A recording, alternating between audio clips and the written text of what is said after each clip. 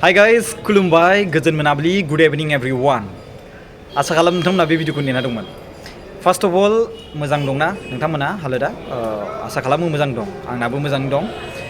दिनै क'क्राझार लक सभा MP समस्तिनि result बिनि final स्टेजखौ आं नोंथांमोननि सिगाङावहाय सुंद'यै फोरमायनो सानदों. लिडिं हिसाबै आं बुंनो थाङोब्ला बेवहाय मानगोनां जयन्त बसुमतारिया दङ आरो देरहागोना बिथाङानो रोखा जाबाय. नाथाय आं माखासे बाथ्रा फंनैसो बेखौ बुंनो सानदों. मेन बाथ्राखौ बुंथावना दंमोन जिएसपिनिफ्राय जोंहा हिरा सरनिया पार्टिखौ आरोना बिथाङानो सिगां रुलिं खालामदोंमोन नालाय बे क'क्राझार एमपि लक सभा समस्तिखौ नाथाय बिथाङा देग्लाय गोबां खम मोनदों बिथांनि दोलोनिफ्राय जाय बिनिता डेका मेडामखौ थिसनदोंमोन बिथाङा गोबां खम भट मोनदों बिथाङा नामावनो नाम्बार लिस्टआवनो दोननो हायै बायदि रेंक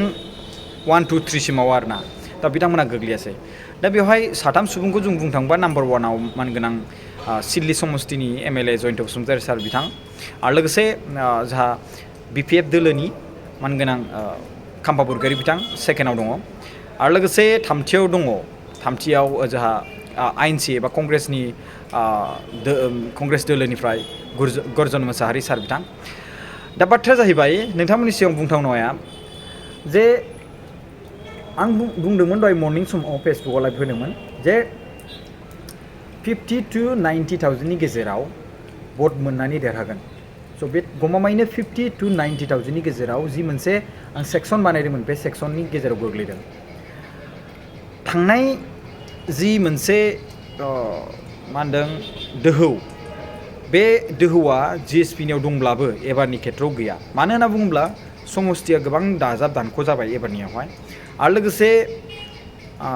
नैबे खेत्रआवहाय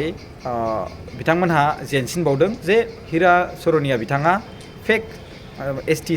सार्टिफिकेटखौ लानानै बिथाङा गेलेनायनि थाखाय सासे लिडारखौ दुखु मोननानै बिथांमोनहा भट मोनाखै प्रिथिब्राज नारायण देब मेस बिथाङाबो भट मोना नङा मोनदों एसे मोनदों बिथाङाबो 30,000नि गोजौ मोनदों दा बिथाङा जोंनि दा जाय सुबुङा एमपि जागोन आरो देरहागोन बिथाङानो जाबाय मानगोनां जयन्त बसुमतारि सार आरो बिथाङा 55 आरो 60नि गेजेराव मार्जिनखौ लानानै बा बिनिबो गोजौ थांनो हागौ खिन्थु 55नि गेजेराव बिथाङा देरहागोना रोखा जाबाय इउपिपिएल दोलोनिफ्राय सासे हिस्टरिक जे बिथांमोना फार्स्ट इउपिपिएल दोलोआ गभर्नमेन्ट खालामबाय बड'लेण्डआवहाय आरो लोगो लोगोनो 2024 मायथाइयाव बिथांमोना एमपि सासे केन्डिडेट दैखांनानै बिथांखौ एमपि हिसाबै दैथायहरनो हासिगोन सेन्ट्रेलाव दिनै शेयार मार्केटआ गोबां क्रेश जादों 4,500 800सिम थांदों क्रेशआ आरो लोगोसे गाबोननि दिनावबो बियारिश जानो हागौ मैया खिन्थु 2,000 पइन्ट आव बुलिश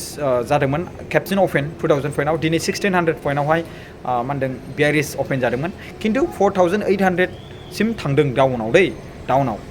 स' गाबोनहायबो बेबायदिनो डाउन थांगोनखौ आं नुनो मोन्दों स' गोबां हुसियारि ट्रेड खालामबानो जाबाय शेयार मार्केट ट्रेडार्सफ्रा आरो इनभेस्टरफ्राबो मोजाङै हुसियार थाबानो जाबाय इनभेस्टरफ्राथ' नेनो हायो खिन्थु ट्रेडारफ्राथ'